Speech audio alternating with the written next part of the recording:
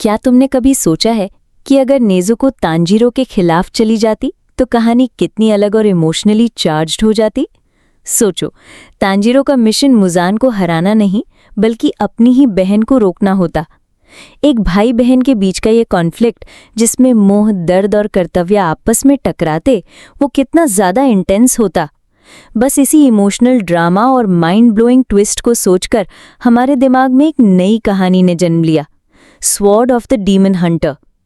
इस कहानी की शुरुआत होती है सुजुने नाम की एक लड़की से जो अपने पिता की हिंसा का शिकार होती है। वो उसे एक कमरे में बंद कर देता है और उसका बड़ा भाई जिंता सब कुछ देखकर भी कुछ नहीं कर पाता। लेकिन थोड़ी देर बाद वो हिम्मत करके स्टोर रूम की तरफ जाता है ताकि अपनी बहन को बचा सके। वहां वो सुजुने को नहीं पाता और फिर पूरे गांव में उसे ढूंढने निकल पड़ता है। तब पता चलता है कि सुजुने हाफ डेमन है और अब वो सब कुछ छोड़कर कहीं दूर चली जाना चाहती है। जिंता उसे रोक लेता है और दोनों फैसला करते हैं कि अब वे इस जिंदगी से भाग जाएंगे। रास्ते में उन्हें मोटोहारो नाम का एक रहस्यमयी व्यक्ति मिलता है जो उन्हें अपने गांव काडानो ले जाता है और उन्हें अपनाता है। मोटोहारो की बेटी शारिया यूकी उन्हें देखकर बहुत खुश होती है। खासकर जिंता को वो पहली बार देखती है तो उसका मन कुछ महसूस करने लगता है और जिंता भी उसके सामने थोड़ा शर्माने लगता है। फिर सब एक साथ नई जिंदगी जीने की कोशिश करते हैं। यहीं हमें पता चलता है कि शारिया यूकी की माँ उस गांव की फायर गॉड की पुनर्जन्म मानी जाती थी और उसके कारण ही गांव में संतुलन और सुरक्षा बनी हुई थी। यूकी एक सेंटिनल की बेटी होने के नाते उस विरासत को बखूबी समझती थी। जिंता, यूकी और सुजुने की इस नई जिंदगी में सुकून तो होता है, लेकिन खतरे अभी भी खत्म नहीं हुए होते।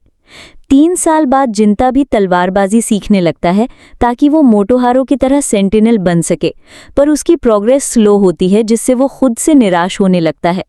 मोटोहारो उसे समझाते हैं कि ग्रोथ एक प्रक्रिया है और समय के साथ वो बेहतर बनेगा। शारिया यूकी भी उसका हौसला बढ़ाती है। वक्त बीतता है और हम देखते हैं कि जिंता सबसे ताकतवर सेंटिनल बन चुका है और अब वो शारिया यूकी की रक्षा करता है जो अब गांव की नई गॉड बन चुकी होती है। एक दिन वो गांव वालों को बताता है कि उसने एक ऐसे डेमन को मारा है जो इंसान की शक्ल लेकर गांव में घुसने की कोशिश कर रहा था। तब चीफ सबको बताते हैं कि वो डेमन दरअसल गॉड के लिवर को खाने आया था, क्योंकि पुरानी कथाओं के अनुसार अगर कोई भी डेमन गॉड का लिवर खा ले तो वो अमर हो सकता है। इसी रहस्य से पता चलता है कि पहले भी शारिया यूकी की मां पर ऐसा ही हमला हुआ था जिसमें मोटोहारो ने अपनी जान कुर्बान कर दी थी। इसके बाद हम क्यूमासा नाम के एक और सेंटिनल को देखते हैं जो चीफ का बेटा होता है और जिंता से ईर्ष्या करता है। दोनों के बीच बहस होती है, लेकिन शारिया यूकी दोनों को शांत करती है। धीरे धीरे वो जिंता के और करीब आ जाती है और दोनों पहले की तरह फिर बात करने लगते हैं। तब वो उसे बताती है कि सुजुने उससे मिलने आई है, क्योंकि जिंता काफी समय से घर नहीं गया और सुजुने अब भी अंदर से एक बच्ची ही है। जिंता उसे समझाता है कि गांव के नियमों के अनुसार उसका आना सख्त मना है, लेकिन तभी उसे लगता है कि कोई उन्हें देख रहा है। तभी गांव की चीफ आकर जिंता को बाहर भेज देती है ताकि वो शारिया यूकी से अकेले में बात कर सके। इसके बाद हम शारिया यूकी के बचपन की झलक देखते हैं, जब उसने अपने माता पिता को खोने के बाद ये तय किया था कि वो गांव की नई गॉड बनेगी, क्योंकि उसकी माँ की तरह वो भी गांव से बहुत प्यार करती थी। उसी वक्त जिंता ने वादा किया था कि वो सबसे ताकतवर सेंटिनल बनेगा ताकि फिर से शारिया यूकी के पास जा सके। अब कहानी एक नई दिशा में बढ़ती है जब 2 डेमन सुजुने पर नजर रख रहे होते हैं और उसके लिए एक खतरनाक योजना बना रहे होते हैं। अगले दिन जब जिंता को आधे दिन की छुट्टी मिलती है तो सुजुने बहुत खुश हो जाती है।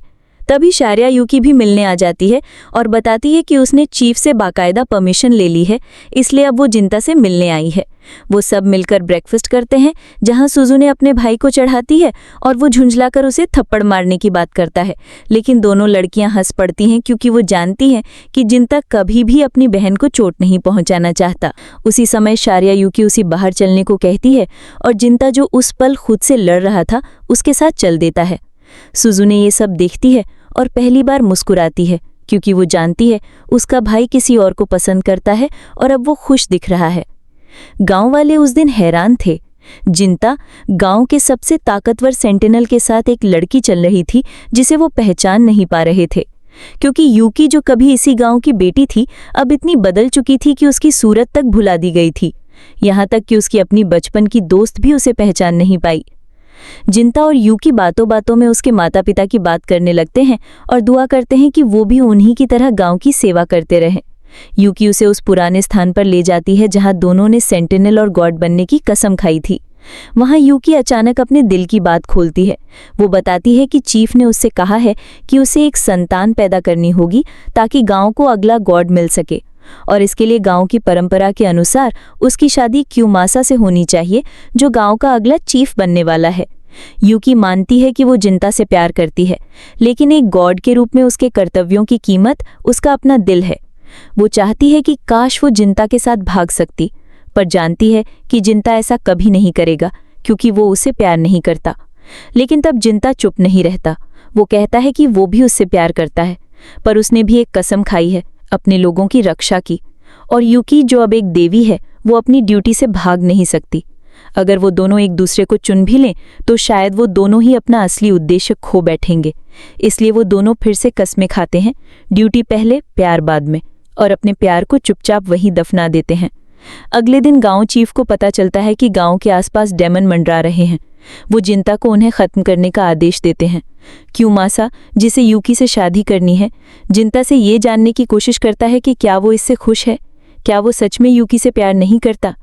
जिंता एक सधे हुए सिपाही की तरह जवाब देता है, गांव की भलाई के लिए यही सही है, और फिर वो डेमन को मारने निकल पड़ता है। उधर जिन डेमनों ने सुजूने पर नजर रखी हुई थी, उनमें से एक डेमन सीधे उसके पास पहुंचता है और दूसरा जिंता से भिड़ जाता है। जिंता उस डेमन के खिलाफ अपनी पूरी ताकत लगाता है और उसका एक हाथ काट देता है, लेकिन डेमन हंसता है जैसे मजा आ रहा हो। वो पूछता है, आखिर ये तलवार क्यों उठाई है? जिंता जवाब देता है, अपनों को बचाने के लिए, उन सब से जो उन्हें नुकसान पहुंचा सकते हैं। उधर सुजूने के पास जो डेमन थी, वो उसे ये यकीन दिलाने की कोशिश करती है कि जिंता अब उसका नहीं रहा। उसे दिखाया जाता है एक संभावित भविष्य जहां शरिया यूकी क्यूमासा के साथ मिलकर जिंता को धोखा दे रही है। सुजूने, जो अब तक खुद को एक बच्ची बनाए रखी थी ताकि अपने भाई को ना छू सके, अंदर से टूटने लगती है। वो डेमन की बातों में आ जाती है पहली बार, क्योंकि अब उसे सिर्फ एक ही चीज दिख रही थी, धोखा। वहीं जिंता के साथ लड़ रहा डेमन उसका एक हाथ काट देता है और उसकी तलवार भी तोड़ देता है। फिर भी जिंता हार नहीं मानता।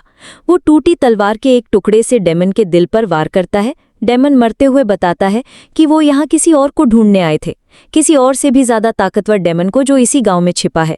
तभी जिंता को समझ आता है कि उनका असली निशाना सुजूने है।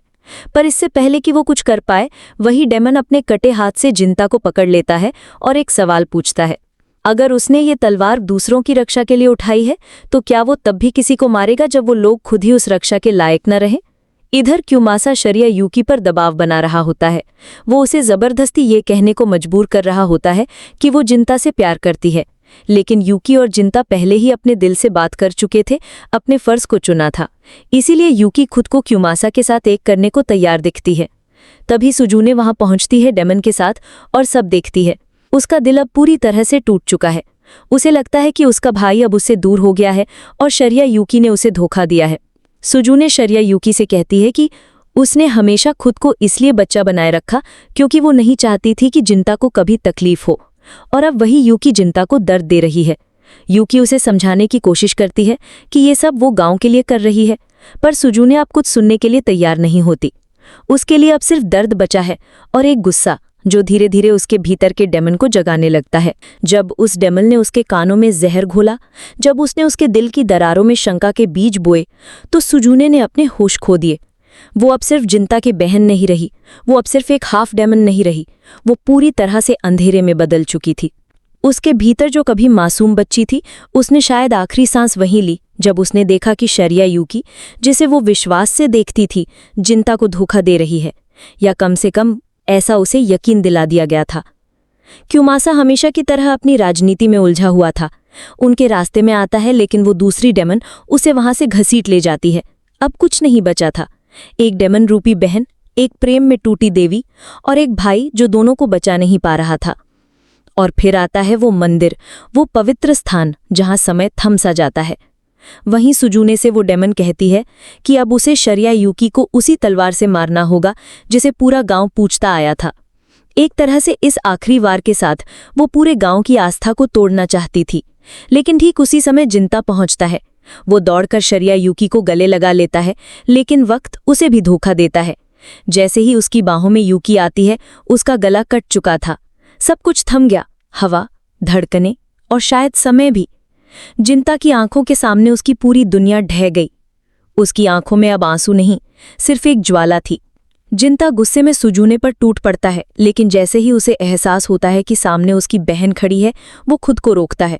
वो जवाब मांगता है, क्यों? सुजूने का जवाब दर्द से भरा था। उसका विश्वास टूटा था, उसका दिल जला था, और अब वो नहीं चाहती थी कि जिंता कभी किसी और के साथ भी खुशी से रह सके।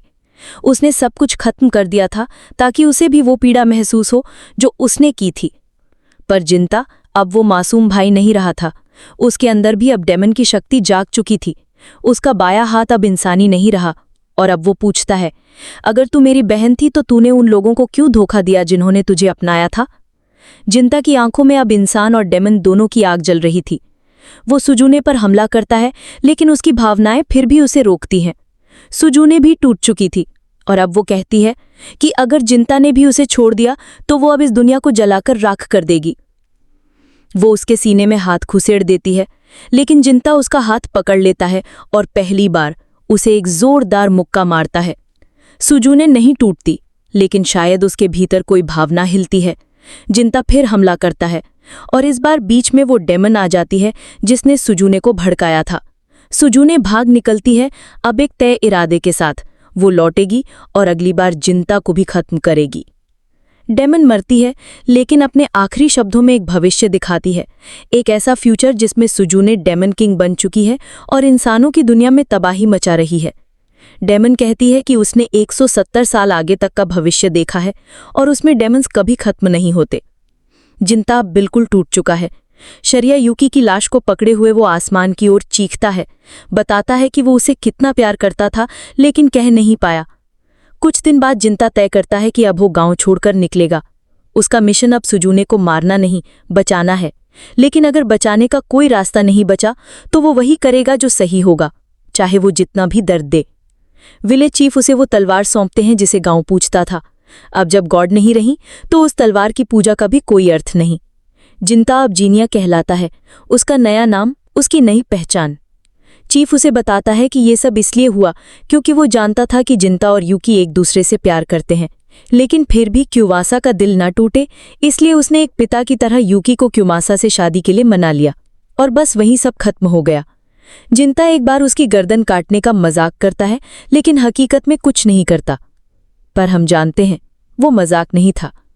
इसके बाद गांव में जिंता के नाम का मंदिर बनता है, जिंता शाइन, ताकि उसकी यादें, उसका संघर्ष और उसका बलिदान कभी न भूले जाएं।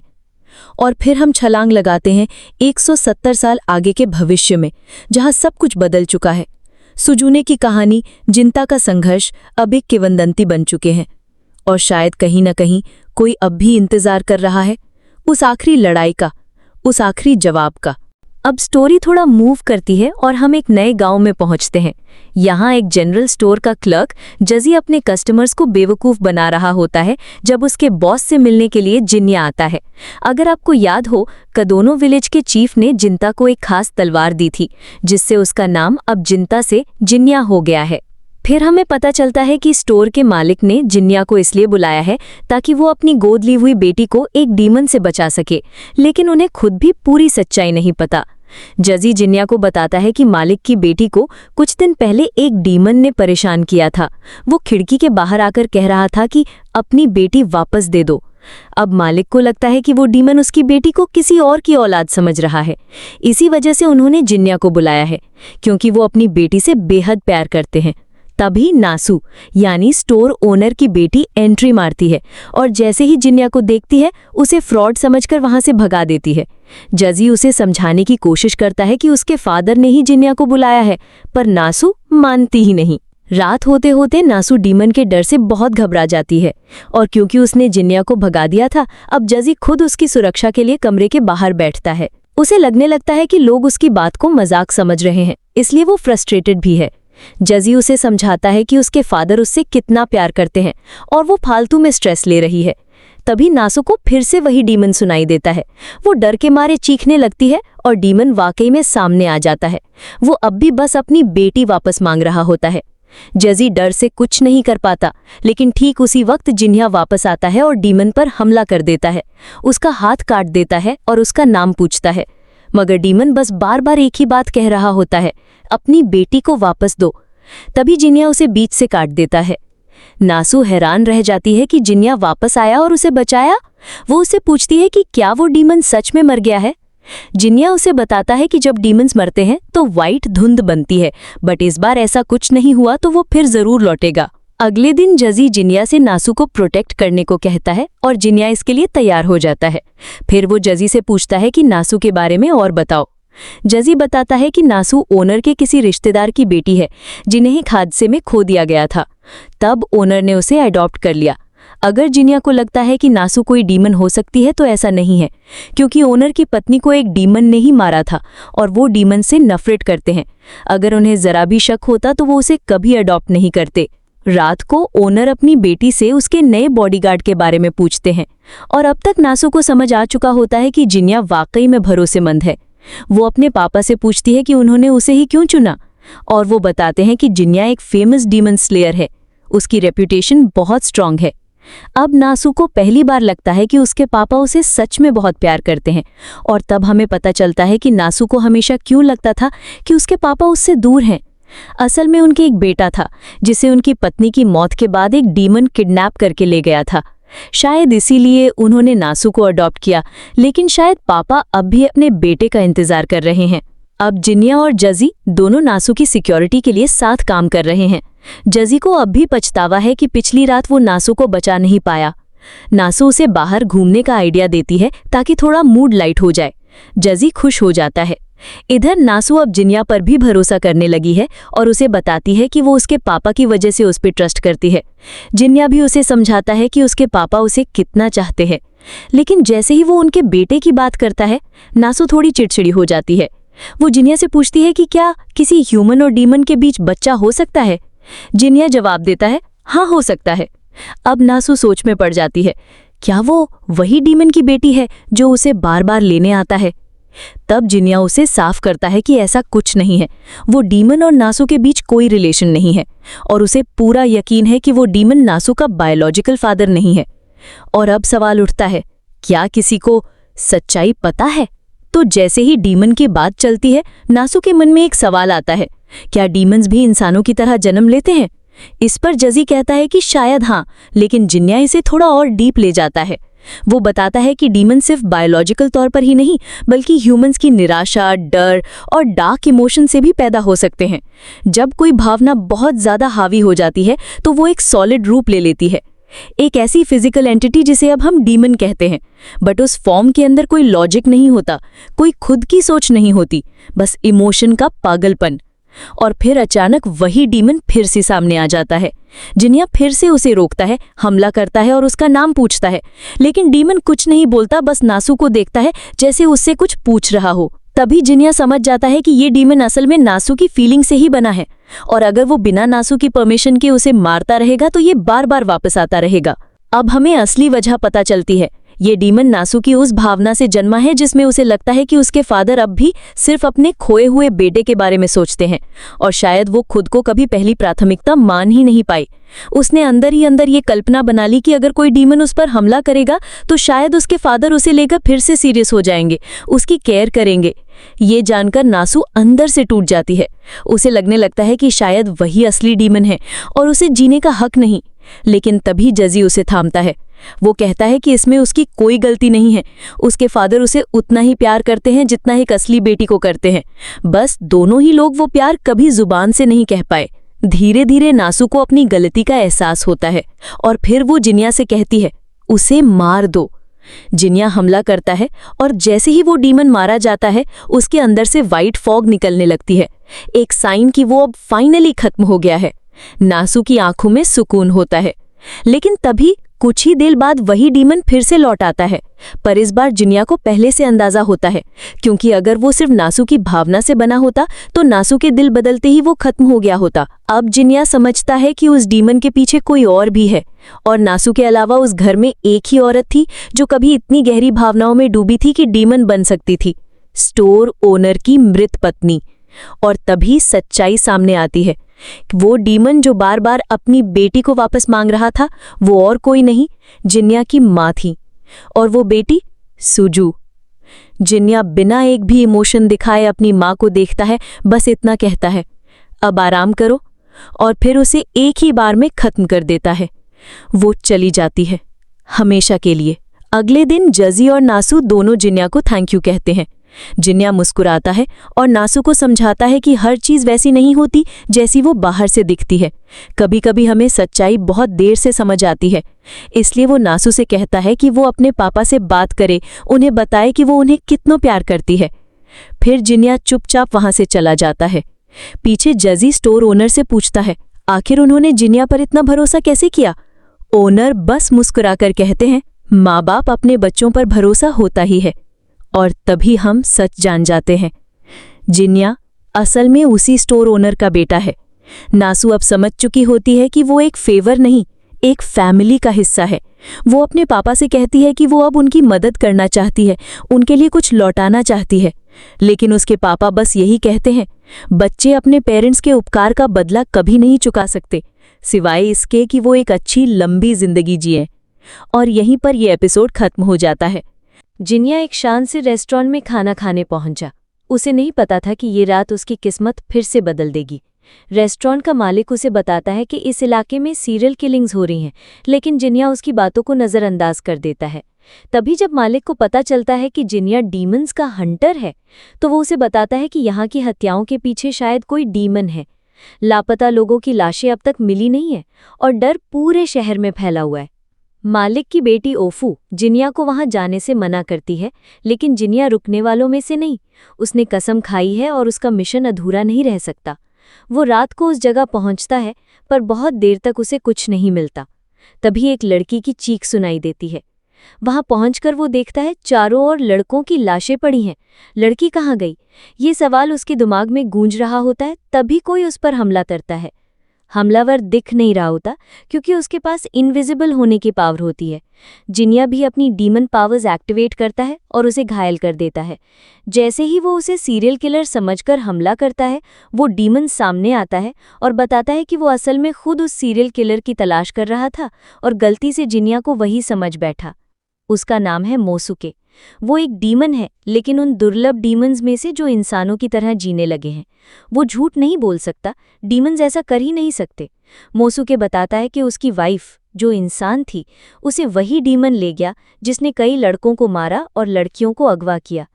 1 महीने बाद उसकी पत्नी की लाश नदी किनारे मिली थी। वो लड़की जिसने एक डीमन से प्यार किया, अब इस दुनिया में नहीं थी, और मोसुके अब सिर्फ बदला चाहता है। जिनिया उसे इस डीमन को अकेले मारने नहीं देना चाहता, लेकिन मोसुके कहता है कि ये बदला उसका है। जिनिया मान जाता है, लेकिन सिर्फ एक शर्त पर, अगर मोसुके सच में मारने को तैयार है। मोसुके कहता है कि वो बिल्कुल तैयार है। दोनों मिलकर लोगों से पूछताछ शुरू करते हैं, लेकिन उन्हें कोई ठोस जानकारी नहीं मिलती। डीमन अब भी कहीं छिपा हुआ है। एक रात मोसुके जिनिया से पूछता है कि वो डीमंस को क्यों मारना चाहता है। जिनिया कहता है पैसे और बदला दोनों कारण हैं, क्योंकि एक खास डीमन ने उसकी पूरी जिंदगी तबाह कर दी थी। जिनिया अब भी तय नहीं कर पाया कि वो उस डीमन को माफ करेगा या नहीं, लेकिन वो जानता है कि माफ करने से पहले ताकतवर बनना होगा। वो मोसुके से पूछता है कि अगर बदला पूरा हो गया तो फिर क्या करेगा। मोसुके जवाब देता है, वो छिपकर फिर से इंसानों की तरह जिएगा, क्योंकि उसे खून खराबा कभी पसंद नहीं था। कहानी फिर से रेस्टोरेंट लौटती है, जहां जिनिया ओफू से मिलता है। वो उसकी तारीफ करता है और ओफू के पिता उसे अपनी बेटी से शादी करने का ऑफर दे देते हैं। ओफू तुरंत मना कर देती है और शर्मिंदा होकर माफ़ी मांगती है। शाम को जिनिया और ओफू फूलों के बारे में बात करते हैं।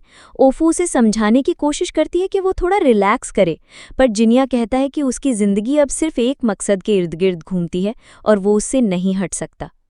कुछ फूलों को देखकर जिनिया को शरिया यूकी की याद आ जाती है और पहली बार वो हल्का सा मुस्कुराता है। ओफू जानती है कि जिनिया टूट चुका है, लेकिन शायद उसके अंदर अब भी थोड़ी सी इंसानियत बाकी है, जिसे बस कोई सही वक्त पर छू दे। लेकिन वक्त कम है और दुश्मन अब भी जिंदा। जब एक डीमन एक आदमी पर हमला करता है, जिनिया बिना वक्त गंवाए उसे रोक देता है। लेकिन वो डीमन चतुर था, लड़के को छोड़कर एक लड़की पर टूट पड़ता है। इससे पहले कि कुछ और होता, मोसुके वहां पहुंच जाता है और लड़की को बचा लेता है। डीमन भाग जाता है, लेकिन उस लड़की की शक्ल देखकर जिनिया का दिल कांप उठता है।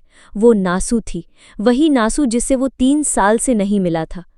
नासु अब बड़ी हो चुकी थी, वो अपने पापा के काम में मदद कर रही थी, वही सलाह जो कभी जिनिया ने उसे दी थी। उसकी मुस्कुराहट देखकर जिनिया मुस्कुराता है और उसकी तारीफ करता है। तभी जज्जी आ जाता है, जो उन्हें देखकर चुटकी लेता है, जैसे दोनों कोई लवर्स हों। बातों ही बातों में जिनिया उसे डीमन के बारे में बताता है और जज्जी तुरंत उस डीमन की तलाश में निकल जाता है। जज्जी बताता है कि टेरामाची में एक मंदिर है जहां का पुजारी मर चुका है और वहां हर रात लड़कियों की चीखें सुनाई देती हैं। इधर मोसुके उस डीमन का पीछा कर रहा होता है। वो डीमन उसे उसकी बीवी की याद दिला देता है। गुस्से में भरे मोसुके उसे टेंपल तक फॉलो करता है, वही टेंपल जिसका जिक्र जज्जी ने किया था। वहां डीमन एक लड़की को खा रहा होता है। वो उस पर टूट पड़ता है, लेकिन डीमन पलटवार करता है और मोसुके को बुरी तरह घायल कर देता है। लड़की मारी जाती है और मोसुके वहीं अधमरा पड़ा रह जाता है। कुछ देर बाद जिनिया वहां पहुंचता है। मोसुके बताता है कि यही वो डीमन है जिसने उसकी बीवी को मारा था। मरने से पहले वो जिनिया से वादा मांगता है कि वो उसकी बीवी का बदला ले। जिनिया उससे उसकी पावर मांगता है और हमें पता चलता है कि जिनिया अब किसी भी डीमन की शक्ति को अब्जॉर्ब कर सकता है। वो शक्ति उसे पहले डीमन से मिली थी। मोसुके हामी भरता है, जिनिया उसे अब्जॉर्ब करता है। इधर डीमन एक और लड़की को टेंपल में लाकर खाने की कोशिश करता है। उसका मकसद साफ है, वो लड़कों को मारता है, लड़कियों को खाता है, क्योंकि उसे इंसान बनना है और उसे यकीन है कि ये रास्ता उसे घर वापस ले जाएगा। लेकिन किस घर, कौन सा अतीत? तभी जिनिया गायब होकर उसका हाथ काट देता है। डीमन फिर भी हमला करता है, लेकिन जिनिया पहले से ताकतवर है। वो सामने आता है और उस डीमन का सिर काट देता है। सब खत्म लगने लगता है, लेकिन जिनिया को एक सवाल सताता है कि अगर डीमन मर्दों को मारता था और औरतों को खाता था, तो फिर मोसुके की बीवी की बॉडी सही सलामत कैसे मिली? जवाब तब मिलता है जब जिनिया उस डीमन की यादों को अब्जॉर्ब करता है, और जो सच सामने आता है वो दिल चीर देने वाला होता है। वो डीमन कोई और नहीं, मोसुके की पत्नी ही थी। उसे कुछ लोगों ने धोखा दिया, उसका फायदा उठाया और मारा। लेकिन मरने से पहले उसने वादा किया था कि वो अपने पति के पास लौटेगी। यही कसक उसे डीमन बना गई। वो भूल चुकी थी कि वो कौन थी, लेकिन उसका शरीर वही कर रहा था जो उसका टूटा हुआ वादा अधूरा छोड़ गया था। लौटने की कोशिश कर रही थी। वो लड़कियों को खा रही थी ताकि फिर से इंसान बन सके, लेकिन उसे ये याद नहीं था कि वो मोसुके की पत्नी थी। इस सच्चाई ने जिनिया को हिला दिया। दूर किसी शहर में 2 आदमी फिर से किसी लड़की का फायदा उठाने की साजिश कर रहे होते हैं, लेकिन जिनिया अब जानता है कि मोसुके की पत्नी के असली गुनहगार कौन थे। बिना एक पल गंवाए वो उन दोनों को खत्म कर देता है और मोसुके का अधूरा बदला पूरा होता है। रेस्टोरेंट में ओफू जिनिया के बारे में पूछे गए सवालों का जवाब देती है। उसके लिए अभी बहुत से मॉन्स्टर्स बाकी हैं जिनसे उसे लड़ना है। हमें एक सीन दिखता है, कुछ वैसा ही जैसा डीमन स्लेयर में देखा था। एक छोटी सी लड़की गेंद के साथ खेल रही है और कोई लोकगीत गुनगुना रही है। उसी वक्त नाइटसुगु नाम का एक व्यक्ति एक ओल्ड दुकान की ओर बढ़ रहा होता है। उसके चेहरे पर चिंता साफ झलक रही होती है। शायद दिमाग कहीं और था, तभी वो गलती से नासु से टकरा जाता है। अगले दिन वही लड़का नाउ फिर से उसी दुकान में आता है खाना खाने। शॉप ओनर उसका चेहरा देखकर तुरंत पूछ बैठता है कि वो इतना परेशान क्यों है। नाउ बताता है कि उसे अपने बड़े भाई की याद सता रही है, लेकिन शॉप ओनर हैरान रह जाता है। तुम्हारा बड़ा भाई? लेकिन तुम तो अपनी फैमिली में अकेले बैठे हो। ये सुनकर नाउ का दिल टूट जाता है, क्योंकि उसे यकीन है कि उसका भाई था, पर किसी को भी उसका वजूद याद नहीं। अकेलापन, भ्रम और दर्द में डूबा नाउ उस दुकान की लड़की ओफू से पूछता है कि क्या वो सादा नागा को जानती है, उसके भाई को। ओफू मना कर देती है। नाउ और भी टूट जाता है। ओफू और उसके फादर तब उसे जिनिया के बारे में बताते हैं, एक रहस्यमयी समुराय। नाउ को लगता है शायद ये कोई राक्षसों को मारने वाला वॉरियर है, लेकिन जब वो ओफू और उसके पिता की हंसी सुनता है तो समझ जाता है ये कोई आम समुराई नहीं, दूसरों के मामलों में टांग अड़ाने वाला बंदा है। थोड़ी देर में जिनिया वहां आ जाता है ओफू और जिन्या अब अच्छे दोस्त बन चुके होते हैं। ओफू से अलग अलग पौधों के बारे में सिखा रही होती है। तभी नाओ आता है और पूछता है, क्या वो राक्षसों और आत्माओं को मार सकता है? जिन्या कहता है हाँ, लेकिन अगर समस्या राक्षस से जुड़ी नहीं है तो वो कुछ नहीं कर पाएगा। नाओ दुखी होकर वहां से चला जाता है। ओफो और उसके पिता जिन्या से रिक्वेस्ट करते हैं कि वो नाओ की मदद करें। जिन्या आखिरकार मान जाता है। जिन्या बाद में नासू से मिलता है और पूछता है, तुम और जैजी कब शादी कर रहे हो? नासू हंसते हुए कहती है, तुम मेरे भाई जैसे हो। वो कहती है कि उसे अपने पिता के बिजनेस में मदद करनी है, इसलिए मर्चेंट फैमिली में शादी करना सही रहेगा। जब नासू उसे जिन्या की शादी के बारे में पूछती है तो वो जवाब देता है, मैं एक आज़ाद पंछी हूँ, किसी कैद में नहीं रह सकता। शाम को नाव फिर से अपने भाई को खोजने निकल पड़ता है। उसकी माँ उसे रोकती है, समझाती है, कोई बड़ा भाई नहीं है तुम्हारा।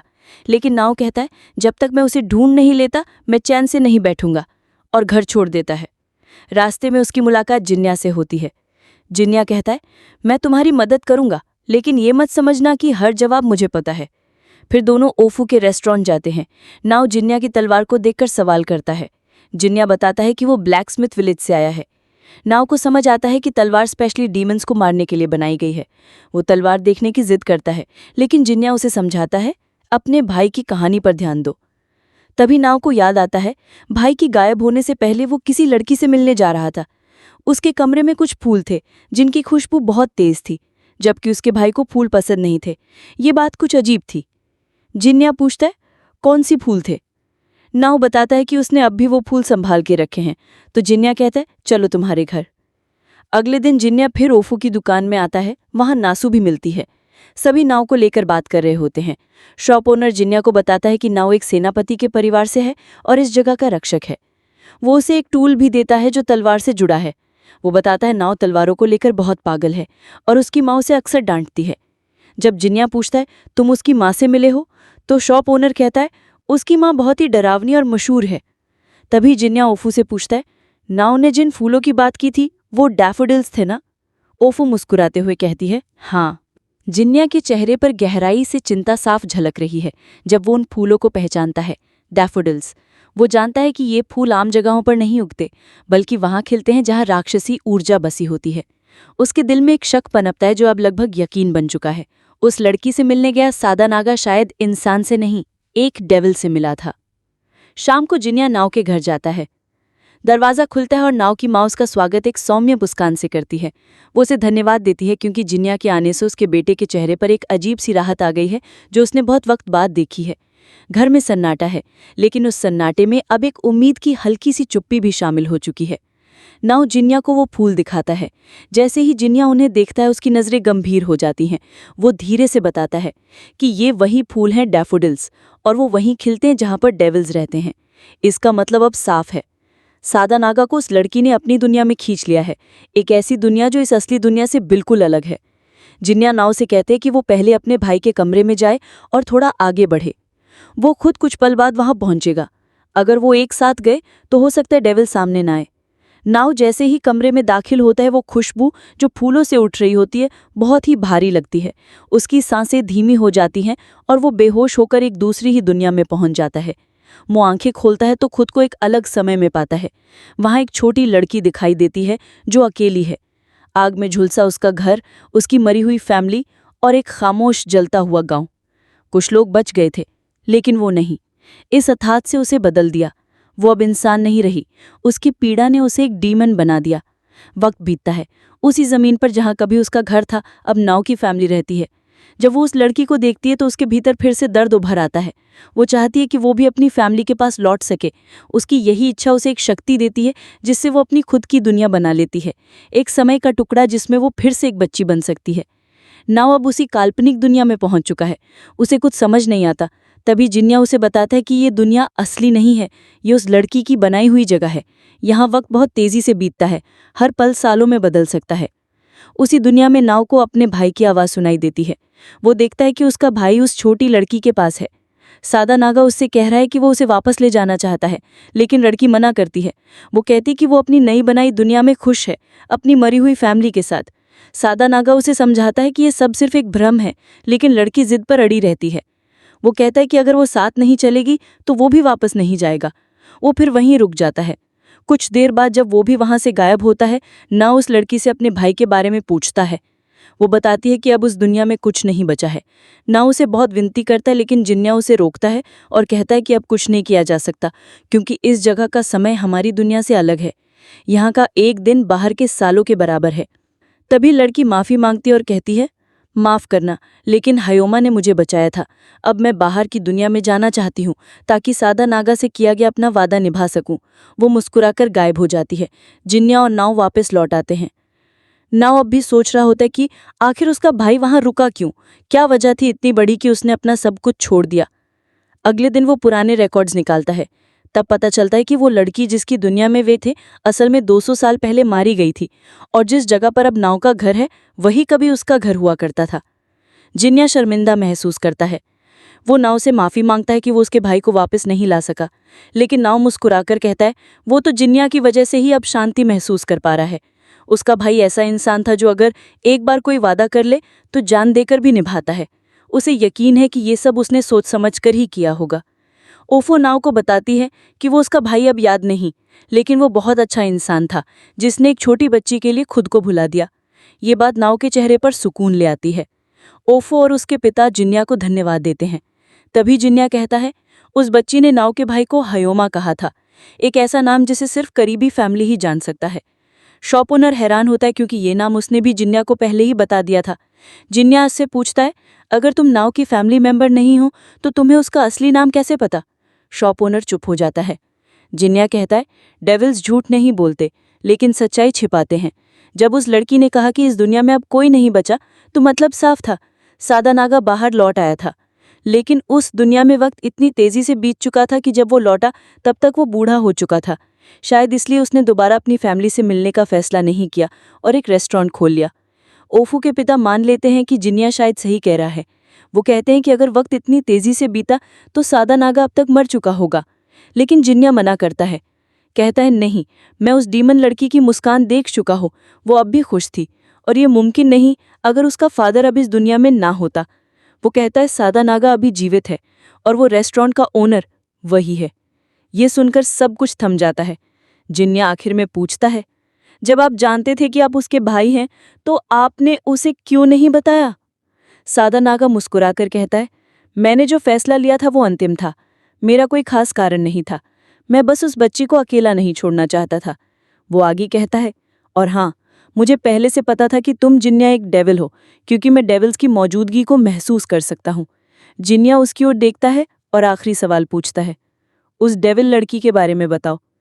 सादा नागा शांत स्वर में कहता है, वो ओफू थी।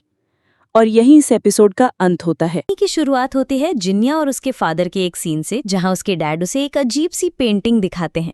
लोग उसे डीमन पेंटिंग कह रही हैं क्योंकि जिस आर्टिस्ट ने वो बनाई थी उसकी हालत बहुत खराब हो चुकी थी। जो आदमी उस पेंटिंग को बेच रहा है उसे लगता है कि उसमें कोई बुरी आत्मा है, कोई श्राप।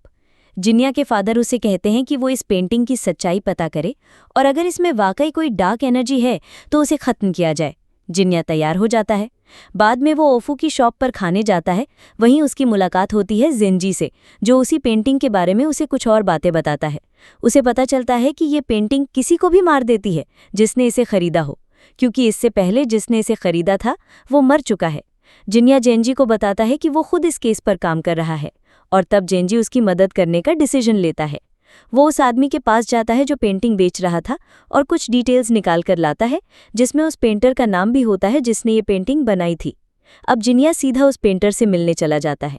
वहां जाकर वो सीधे सवाल करता है कि क्या वाकई इस पेंटिंग में कोई श्राप है, लेकिन पेंटर हंसकर कहता है कि उसकी बीमारी सिर्फ उम्र का असर है, ना कि किसी पेंटिंग का। फिर बातों बातों में जिन्या उसकी पूछता है कि ये पेंटिंग आखिर बनी क्यों थी और कौन था जिसने इसे बनवाया था। पेंटर बताता है कि एक आदमी था, मोटो हारो, जो कदोनो नाम के गांव का रहने वाला था। उसी ने ये पेंटिंग बनवाई थी।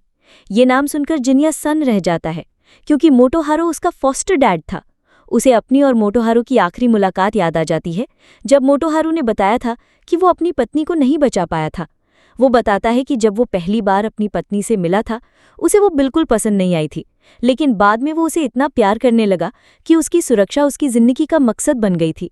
मोटो हारो फिर जिन्या से कहता है कि वो शिरिया यू का ध्यान रखे और खुद गांव वालों को बचाने निकल पड़ता है। अब जिन्या उस पेंटर से ये सब शेयर करता है कि मोटोहारू उसका फॉस्टर डैड था और पेंटर ये सुनकर बहुत खुश होता है। फिर वो अपनी कहानी सुनाने लगता है कि कैसे वो इस शहर में आया था ये सपना लेकर कि एक दिन सबसे बड़ा आर्टिस्ट बनेगा। उसी वक्त मोटोहारू भी वहां आया था एक लेटर देने, लेकिन जब उसने घर की मालकिन को देखा तो उसे बिल्कुल पसंद नहीं आया और उसके बारे में बुरा बोलने लगा, जो उस पेंटर को अच्छा नहीं लगा। बाद में जब शॉप ओनर जिन्या से पूछता है कि उस पेंटिंग में उसे क्या दिखता है, तो जिन्या कहता है कि उसे लगता है कि ये पेंटिंग कदोनो और सुकी हिम्मे से जुड़ी है। पेंटर इस पर सहमत हो जाता है और बताता है कि मोटोहारू को जब सुकी हिम्मे से प्यार हुआ था तभी उसने ये पेंटिंग बनवाई थी। पेंटर ने सुकी हिम्मे को कभी नहीं देखा था, लेकिन मोटोहारू ने उसे बताया था कि वो उसकी हाउस ओनर जैसी दिखती है और उसकी हाउस ओनर भी कदोनो से ही थी। जिन्या को अब सब समझ आने लगा था कि ये पेंटिंग दरअसल मोटोहारू की पत्नी के लिए बनाई गई थी, एक तरह से उसके प्यार की निशानी थी। लेकिन अब भी सवाल यही था कि लोग इसे डीमन पेंटिंग क्यों कहने लगे। तब पेंटर बताता है कि मोटोहारू अपनी पत्नी को मजाक में हमेशा डीमन बुलाया करता था, और जब पेंटर ने लोगों को ये बता दिया कि ये पेंटिंग उसी औरत की है जिसे मोटोहारू डीमन कहता था, तो सबको लगने लगा कि ये पेंटिंग सच में किसी श्राप से जुड़ी है। जिन्हें अब समझ चुका होता है कि ये सब बस अफवाहें हैं, कोई श्राप नहीं है, बस एक अधूरी प्रेम कहानी की झलक है। इसके बाद वो अपने डैड को जाकर सब कुछ बता देता है कि पेंटिंग में कोई बुरी आत्मा नहीं है और ये सब लोग बिना वजह डर रहे हैं। फिर कुछ समय बाद का एक सीन आता है जहां जिन्या एक रियल डीमन का इंतजार कर रहा होता है। वो डीमन आती है और कहती है कि वो चाहती है कि जिन्या उसे खरीद ले, लेकिन जिन्या मना कर देता है। डीमन गुस्से में आकर उस पर हमला कर देती है और जिन्या को उसे मारना पड़ता है। तभी हार्लो नाम की लड़की वहां आती है जिसने जिन्या को ये टास्क दिया था। वो बताती है कि वो लड़की पहले इंसान थी, उसके साथ कुछ बहुत बुरा हुआ और वो डीमन बन गई। वो चेरी ब्लॉसम के पेड़ के नीचे लोगों को मार रही थी, लेकिन जिन्या ने उसे खत्म करके उसे आज़ादी दे दी। हार्लो फिर जिन्या से रिक्वेस्ट करती है कि अगर कभी वो खुद डीमन बन जाए तो जिन्या उसे भी खत्म कर दे। जिन्या पैसे मांगता है और जब हार्लो नहीं देती तो वो मना कर देता है। हार्लो नाराज होकर वहां से चली जाती है। अगले दिन ओफू और नासू फेस्टिवल में शॉपिंग कर रहे होते हैं और दोनों मिलकर अलग अलग खाने पीने की चीजें ट्राई कर रहे होते हैं। तभी नासू को एक अजीब सा प्लांट दिखता है और ओफू उसे बताती है कि वो डीमन से जुड़ा हुआ है, लेकिन नासू डर जाती है क्योंकि उस पर पहले 2 बार डीमंस ने हमला किया था और अब वो डीमन से नफरत करती है। तभी एक और शख्स आता है, अकित्सु, जो ओफू को बुला रहा होता है। उसका नाम सुनते ही नासू चौंक जाती है, क्योंकि ये वही नाम था जो पुराने जमाने में अपनी खास क्राफ्ट के लिए जाना जाता था। तो बात यहाँ से आगे बढ़ती है कि नासू, जो कि एक मर्चेंट की बेटी होती है, उसे ये बिल्कुल अच्छा नहीं लगता कि कोई पुराने फेमस क्राफ्ट्समैन का नाम इतनी कैजुअली यूज कर रहा है। उसे वो नाम बहुत खास लगता है, जैसे उसके ट्रेडिशन का हिस्सा हो। लेकिन इसी दौरान जब वो अकित्सु की बनाई कुछ चीजें देखती है तो उसे उनमें कुछ बेहद खूबसूरत और रियल फील होता है। अकित्सु उसे लवर्स के लिए बनाई गई कुछ चीजें दिखाता है और वो थोड़ा शर्मा जाती है। उसे देखती है लेकिन लेने से मना कर देती है। तभी अकित्सु उसे एक पेंडेंट देता है जो नासू को तुरंत पसंद आ जाता है, और फिर एक हेयरपिन भी जो ओरिजिनल अकित्सु की क्राफ्ट होती है। नासू उसे लेकर इतनी खुश हो जाती है जैसे उसने कुछ अनमोल पा लिया हो। रात को सीन शिफ्ट होता है। जिन्या एक और डीमन का पीछा कर रहा होता है। वो उससे उसका नाम पूछता है और एक ही झटके में उसे मार देता है। फिर उसे इस काम की पेमेंट मिलती है और ये क्लियर हो जाता है कि हार्लो ही वो इंसान थी जिसने जिन्या को डीमन की इन्फॉर्मेशन दी थी, इसलिए जिन्या उसे उसका हिस्सा दे देता है। हार्लो तब जिन्या को एक चेतावनी देती है कि आसपास किसी ऐसे पर्सन की अफवाहें फैल रही हैं जो डीमंस को मारता है और शकीगामीज को कंट्रोल करता है, जैसे कोई स्पिरिट मीडियम, तो इसलिए जिन्या को अब और सावधान रहना चाहिए। इसके बाद जिन्या ओफू की रेस्टोरेंट जाता है, जहां ओफू उसे बताती है कि नासू इन दिनों थोड़ा अजीब बिहेव कर रही है, और तभी नासू आ जाती है और बिना किसी वार्निंग के जिन्या को भाई बुलाने लगती है। जिन्या बिल्कुल कंफ्यूज हो जाता है। ओफू बताती है कि ये सब तब से हुआ है जब से उसने वो हेयरपिन पहनी है। जिन्या ध्यान से हेयरपिन देखता है और उसे समझ आता है कि सिर्फ उसे हटाने से कुछ नहीं होगा, कुछ और गहराई में गड़बड़ है। और तभी नासू जिन्या को गले लगा लेती है, जैसे वो कभी भी उसे खोना नहीं चाहती। तभी जेंजी आ जाता है और नासू को इस हालत में देखकर वो भी शॉक्ड होता है। वो उसे जिन्या से दूर करने की कोशिश करता है, लेकिन नासू उल्टा उसी से दूर रहने के लिए कहती है, जिससे जेंजी का दिल पूरी तरह टूट जाता है। इस पर जिन्या हेयरपिन की ओर ध्यान देता है और ओफू से पूछता है कि ये उसने कहाँ से लिया था। जब ओफू कहती है कि ये आकित्सु से लिया था तो जेंजी चौंक उठता है, क्योंकि आकित्सु तो सालों पहले मर चुका था। उसे यकीन हो जाता है कि ये बंदा एक डीमन है, लेकिन ओफू के फादर इस बात से इनकार करते हैं और जिन्या भी कंफ्यूज हो जाता है। जिन्या अब खुद आकित्सु से मिलने निकल पड़ता है, लेकिन तभी नासू से रोक लेती है। वो उसे बहुत सॉफ्टली बताती है कि वो तो बस अपने बड़े भाई से मिलना चाहती थी और अब जब मिल ही गई है तो वो उसे छोड़ना नहीं चाहती। ये सुनते ही जिन्या के अंदर का भाई जाग जाता है और वो नासु को प्यार से समझाता है, उसे वहीं रुकने को कहकर खुद आकित्सु को ढूंढने निकल पड़ता है। वो पूरे इलाके में उसे ढूंढता है लेकिन कहीं नहीं मिलता और धीरे धीरे नासु की हालत और सुजू की यादें उसे अंदर से परेशान करने लगती हैं। इसी बीच आकित्सु खुद जिन्या के सामने प्रकट हो जाता है और पूछता है कि वो उसे क्यों ढूंढ रहा है। और यहीं पर रिवील होता है कि आकित्सु को पहले से पता था कि जिन्या डीमन है, क्योंकि वो खुद वही इंसान है जो स्पिरिट मीडियम बन चुका है और शिनिगामीज को कंट्रोल कर रहा है। वो अपने शिनिगामीज को बुला लेता है और कहता है कि जिन्या उसकी 3rd जनरेशन है। शिनिगामीज एक के बाद एक जिन्या पर हमला करते हैं। जिन्या एक को काट भी देता है लेकिन वो फिर वापस आ जाता है। अब जिन्या अपनी उन पावर्स को यूज करता है जो उसे गायब कर सकती हैं, लेकिन वो भी फेल हो जाती हैं क्योंकि शिनिगामी उसे ट्रैक कर पा रहे होते हैं। फाइनली वो पूरी ताकत से दौड़ते हुए आकित्सु को एक जोरदार पंच मारता है और 2 टुकड़ों में काट देता है। बट वो आकित्सु की असली बॉडी नहीं होती, बस उसकी परछाई थी। शिनिगामीज फिर से उस पर अटैक करते हैं और आकित्सु को लगता है कि उसने जीत लिया है, लेकिन तभी वो देखता है कि जिन्या अभी भी जिंदा है और उसने एक शिनिगामी को अब्जॉर्ब कर लिया है। अब जिन्या उन्हीं की ताकत से आकित्सु को घेर लेता है। आकित्सु डर जाता है, माफी मांगता है और जिन्या उससे कहता है कि या तो खुद सच बता दे या फिर वो उसकी मेमोरी में जाकर सब जान लेगा। आकित्सु दूसरा ऑप्शन चुनता है और अपनी डॉल्स को लाने चला जाता है। जब जिन्या पूछता है कि ये डॉल्स क्या है तो आकित्सु बताता है कि ये वो ऑब्जेक्ट्स हैं जिनमें इमोशंस कैद किए गए हैं, क्योंकि डीमंस भी इमोशन से ही बनते हैं, इसीलिए इन चीजों में भी आत्मा आ सकती है। तब जिन्या पूछता है कि क्या आकित्सु की फैमिली डीमंस को मारने वालों की थी, क्योंकि उसने खुद को उसकी 3rd जनरेशन कहा था। आकित्सु हंसता है और कहता है कि ऐसा कुछ नहीं है, वो बस ओरिजिनल आकित्सु के एक स्टूडेंट का स्टूडेंट है। उसने ये सब सीखा है, पाया नहीं। असली आकित्सु तो बस एक साधारण क्राफ्ट्समैन था, लेकिन उसने इतना प्यार अपने ऑब्जेक्ट्स में डाला कि उनमें आत्मा जाग गई और वहीं से आत्मा डालने की ये टेक्निक बनी। अब जिन्या हेयरपिन की बात करता है और नासु के बदलने की पूरी कहानी बताता है। आकित्सु सारी बात समझ जाता है और जिन्या को एक आइडिया देता है। इसके बाद जिन्या वापस नासु के पास जाता है और तो जब जिन्या नासु से मिलकर उसे रोकने की कोशिश करता है तब वो बहुत इमोशनल होकर कहता है कि वो उसका बड़ा भाई नहीं है, ना ही वो सुजुने को बचा पाया और ना ही नासु को प्रोटेक्ट कर सका, तो वो खुद को उस रिश्ते के लायक मानता ही नहीं है। लेकिन नासु धीरे से उसका हाथ पकड़कर कहती है कि ऐसा बिल्कुल भी नहीं है, क्योंकि सिबलिंग्स के बीच चाहे कुछ भी हो जाए उनका बॉन्ड कभी खत्म नहीं होता। और जैसे वो इतने सालों बाद उसके पास पहुंच गई है, वैसे ही एक दिन वो भी कोई रास्ता जरूर ढूंढ लेगा, एक ऐसा रास्ता जो उसे सच में घर तक वापस ले जाएगा। वो कहती है कि शायद यही उसकी जिंदगी का असली मकसद है। जिन्या एकदम चुप हो जाता है और उसके बाद वो नासु को थैंक यू बोलता है। फिर वो टूल निकालता है जो ओफू के फादर ने उसे दिया था और वही टूल वो नासु को दे देता है। तभी ये भी पता चलता है कि असल में ये टूल देने का आइडिया आकित्सु का था, क्योंकि उसी ने ये समझा था कि नासु की प्रॉब्लम शायद इससे सॉल्व हो सकती है। जैसे ही नासु उस टूल को देखती है उसकी आंखों में चमक आ जाती है। वो उस टूल को अपने हेयरपिन के साथ मिला देती है और दोनों मिलकर एक बर्ड में बदल जाते हैं। वो बर्ड जैसे किसी फीलिंग का मेटाफर हो, उड़ता है और आसमान में कहीं दूर चला जाता है। नासु वहीं बेहोश हो जाती है। तब आकित्सु पास आता है और जिन्या से कहता है कि अब सब कुछ ठीक हो चुका है। वो उसे समझाता है कि दरअसल वो हेयरपिन और वो टूल एक ही क्राफ्ट्समैन ने बनाए थे, इसीलिए वो दोनों जैसे एक फैमिली की तरह थे। और क्योंकि हेयरपिन आमतौर पर लड़कियों के पास होती है और टूल लड़कों के पास, तो उनके बीच एक तरह का सिबलिंग रिलेशन बन गया।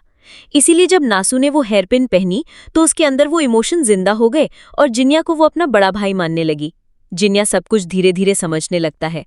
तब वो आकित्सु से पूछता है कि वो इमोशंस जो बर्ड बनकर उड़ गया वो कहाँ जाएंगे। आकित्सु मुस्कुराकर कहता है कि इमोशंस हमेशा वहीं जाते हैं जहां उन्हें जाना सबसे ज्यादा पसंद है। इसके बाद आकित्सु धीरे धीरे वहां से जाने लगता है, लेकिन जिन्या उसे रोकता है और पूछता है कि क्या वो एक डीमन को यूं ही जाने देगा। आकित्सु रुकता है और बिना किसी डर या नफरत के कहता है कि वो जिन्या को बुरा डीमन नहीं मानता, लेकिन उसे एक बात समझनी होगी कि डीमन होने का मतलब ये नहीं कि सब उसे समझेंगे। कई लोग उसे मारने आएंगे और तब कोई फर्क नहीं पड़ेगा कि उसने कितनों की मदद की है। अगले दिन सब कुछ वापस नॉर्मल हो जाता है, लेकिन नासु को सब याद रहता है। वो थोड़ी सी शर्माई हुई सी होती है और जेंजी उसे चिढ़ाता है तो नासु गुस्से में लाल हो जाती है, लेकिन अंदर ही अंदर वो इस उलझन में होती है क्या वो जिन्या का सामना कैसे करे। उसी दौरान जिन्या को फिर से हालत मिलती है जो उसे एक नया मिशन देती है, लेकिन तभी जिन्या को फिर से उस बर्ड की आवाज सुनाई देती है, वही फीलिंग, वही कॉल, और उसे एकदम से एहसास हो जाता है कि उस बर्ड की असली जगह क्या थी जहां वो जाना चाहता था। अब कहानी कट होती है और हम एक मॉडर्न टाइमलाइन में शिफ्ट हो जाते हैं, जहां मियाका नाम की एक लड़की अपनी माँ के साथ एक पुरानी श्राइन की सफाई कर रही होती है। वो माँ से पूछती है कि आखिर उसे मी क्यों बनना पड़ा। उसकी माँ बहुत सॉफ्टली उसे समझाती है कि उस श्राइन के 2 रूल्स हैं। एक, कि हर लड़की के नाम में रात या यामी से जुड़ा कोई तत्व होना चाहिए, और दूसरा, हर उस लड़की को मी बनना होता है जो वहां पैदा होती है। यही उनकी परंपरा है और चाहे जो भी हो उसे निभाना ही पड़ता है। मियाका को ये सब कुछ बिल्कुल भी लॉजिकल नहीं लगता। तभी जिन्या वहां पहुंचता है और उससे मिलता है। उसे धीरे धीरे एहसास होता है कि इन लोगों को सूकी हिमे कहा जाता है और ये जगह जिंता श्राइन है। ये वही जगह है जिसका नाम खुद कडोनो विलेज के चीफ यानी कि जिन्या के किसी अतीत का हिस्सा था। तभी जिन्या को अंदर ही अंदर ये महसूस होता है कि शायद इस जगह को बनाया ही इसीलिए गया था ताकि जब वक्त आए वो यहाँ लौट सके, एक ऐसी जगह जो वो अपना घर कह सके। फिर जिन्या वहां से चला जाता है और अगले ही दिन हम देखते हैं कि जिन्या और मियाका एक ही क्लासरूम में हैं, दोनों एक जैसे मगर अलग, दोनों खोए हुए मगर अब पास। और यही एपिसोड खत्म हो जाता है। द स्टोरी शुरू होती है जिन्या के स्कूल से, जहां पहले ही दिन बच्चों को एक प्ले दिखाया जाता है। उस प्ले में एक लड़की की लव स्टोरी दिखाई जाती है जिसका नाम हार्लोड होता है। इंटरेस्टिंग बात यह है कि यही लड़की असल में जिन्या को डीमंस की इन्फॉर्मेशन देती है। इसके बाद बारिश का एक सीन आता है जहां नाव बारिश से बचने के लिए एक शेड के नीचे खड़ा होता है और वहीं हार्लोड भी पहुंच जाती है। नाव उसे देखते ही थोड़ा खोस आ जाता है, जैसे उसे पहली नज़र वाला क्रश हो गया हो। वो उसे बार बार देखने लगता है लेकिन हार्लोड उसे पकड़ लेती है, जिससे वो थोड़ा घबरा जाता है और माफ़ी मांगने लगता है। हार्लोड फिर वहां से जाने लगती है। तभी नाव खुद को इंट्रोड्यूस करता है और उसका नाम पूछता है। हार्लोड अपना नाम बता भी देती है, लेकिन तभी नाव को अचानक एक शैडो दिखती है जो उसे अपने भाई जैसी लगती है।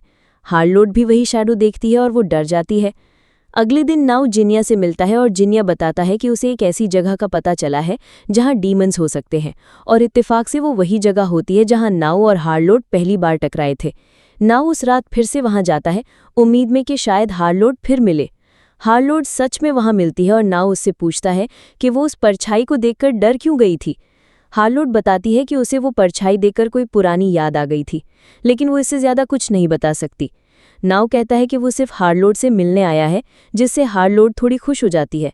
लेकिन फिर वही परछाई फिर से दिखती है और इस बार भी हार्लोड डर जाती है। नाव उसे प्रोटेक्ट करने के लिए उसके सामने आ जाता है और वो परछाई गायब हो जाती है। अगले दिन जिन्या ओफू की दुकान पर जाता है, जहां ओफू को लगता है कि जिन्या परेशान है क्योंकि वो डीमन को पकड़ नहीं पा रहा और बारिश के बिना वो डीमन आता भी नहीं। तभी नाव, जेडी और नासू भी वहां पहुंचते हैं और नाव सबको बताता है कि उसे हार्लोड पसंद आ गई है। वो पूछता है कि उसे कैसे इम्प्रेस करे। नासू उसे समझाने की कोशिश करती है कि हार्लोड का सोशल स्टेटस उससे बहुत ऊपर है, इसलिए उससे दूर रहना ही ठीक होगा। लेकिन नाव अब तक हार्लोड से प्यार कर चुका होता है, तो वो किसी भी हद तक जाने को तैयार है। नाव की डिटर्मिनेशन देखकर जेंजी एक आइडिया देता है कि क्यों ना कुछ गुंडे हार्लोड पर हमला करें और नाव आकर उसे बचा ले, जिससे वो उससे इम्प्रेस हो जाए। नासो इस आइडिया को बकवास कहती है और जिन्या पूछता है कि गुंडे कहाँ से लाओगे, तो जेंजी कहता है कि जिन्या खुद ही गुंडा बन जाए। नासू और ओफू दोनों इसके लिए मना कर देते हैं।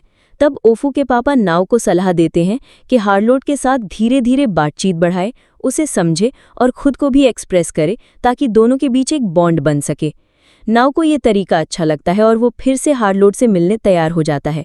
उसी दौरान ओफू को एक अजीब बात महसूस होती है।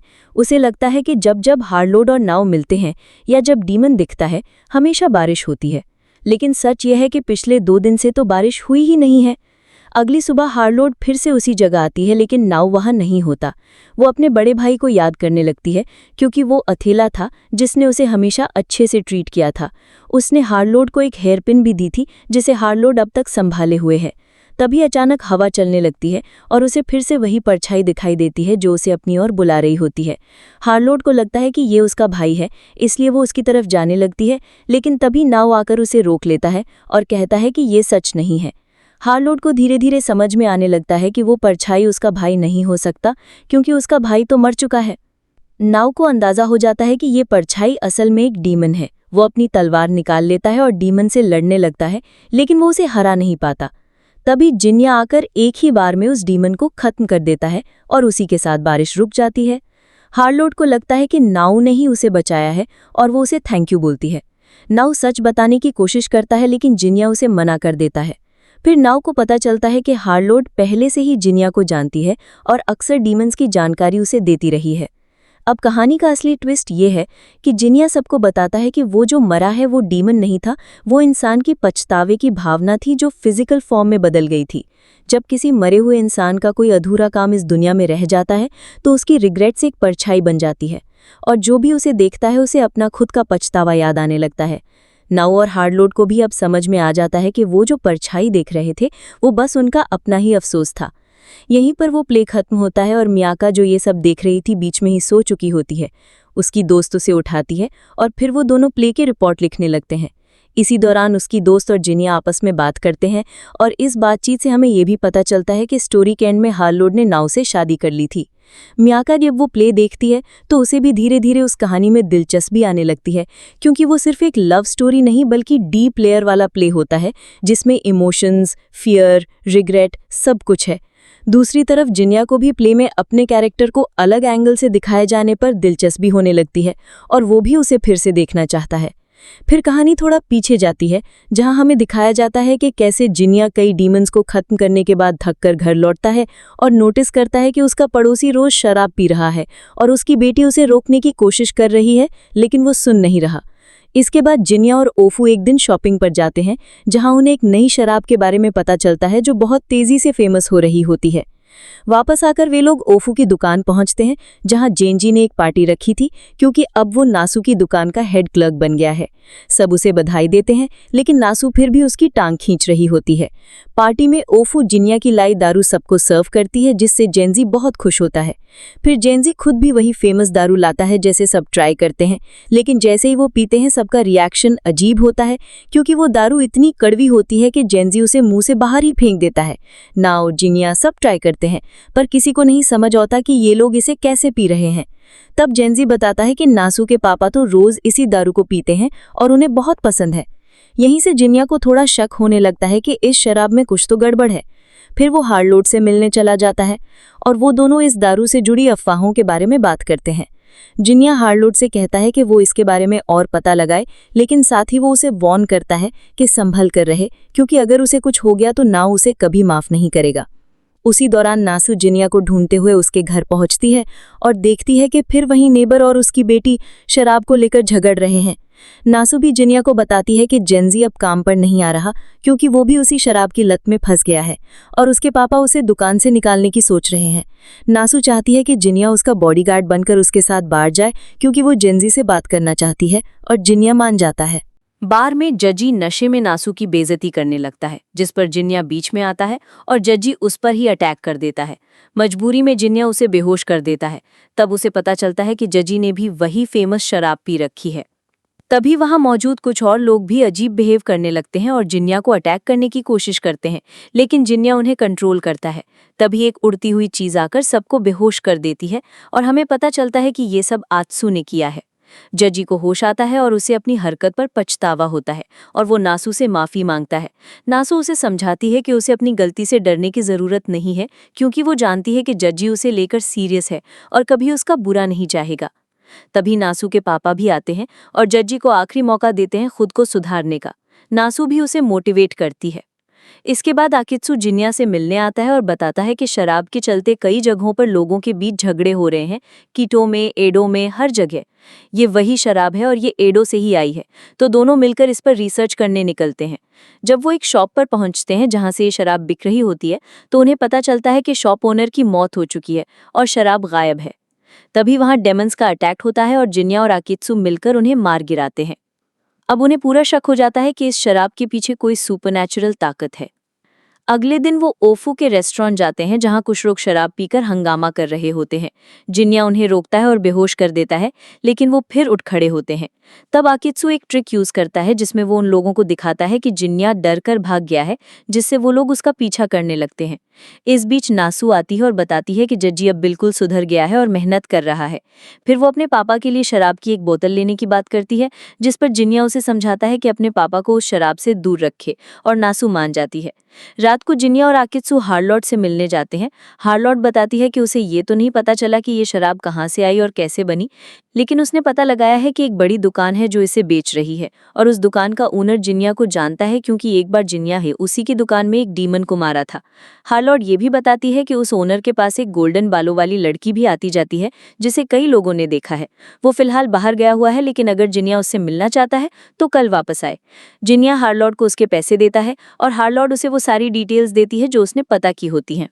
जैसे ही हार्लॉट गोल्डन बालों वाली उस लड़की के बारे में बताती है, जिनिया के चेहरे पर एक झटका सा आता है। उसे अपनी बहन याद आ जाती है। उस पर यकीन ही नहीं हो रहा होता कि ये सब जो हो रहा है, वो दारू, वो दंगे, हो डीमन, उसमें कहीं ना कहीं उसकी अपनी बहन का भी हाथ हो सकता है। वो अंदर से टूट रहा होता है लेकिन बाहर से कुछ नहीं कहता। फिर वो और आकेत्सु वापस जिनिया के घर लौटते हैं और वहाँ का नज़ारा कुछ अलग ही होता है। उसका वही शराबी पड़ोसी जो हर दिन चीखता था, अचानक से एक डीमन में बदल जाता है। जिनिया बिना वक्त गवाए उसे खत्म कर देता है, लेकिन उस पल उसे और आकेत्सु दोनों को ये एहसास हो जाता है कि वो शराब सिर्फ नुकसान नहीं कर रही, वो सच में इंसानों को डीमन में बदल रही है। उधर नासु अपने पिता से मिलने जाती है। वो उनसे जज्जी की बात करती है, उसे माफ कर देने की। उसके फादर उसे समझाते हैं कि अगर जज्जी मेहनत करता रहेगा तो एक दिन वो खुद उसे माफ कर देंगे। लेकिन जब नासु अपने पापा से उस दारू को छोड़ने की बात करती है तो वो बात टाल देते हैं। उन्हें समझ नहीं आता कि उस शराब का असर कितना गहरा है। और तभी हमें दिखती है सुजू, वही रहस्यमयी लड़की जो इस पूरे दारू प्लॉट के पीछे होती है। वो ये सब सिर्फ इसलिए कर रही होती है ताकि जिनिया तक पहुंच सके।